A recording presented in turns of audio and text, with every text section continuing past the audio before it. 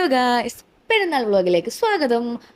ഒരു ചായ കുടിച്ച് തന്നെ തുടങ്ങാമെന്ന് വിചാരിച്ചു. അവിടെ ഉറക്കിൻ്റെ പ്രിപ്പറേഷനൊക്കെ സൈഡിൽ നടക്കുന്നുണ്ട്. വാപ്പാപ്പ പള്ളിയിൽ പോകാൻ ഒരുങ്ങി വന്നിട്ടുണ്ട്. അനിയനാണെങ്കിൽ ഇവിടെ തകൃതിയായ ഒരുക്കത്തിലാണ്.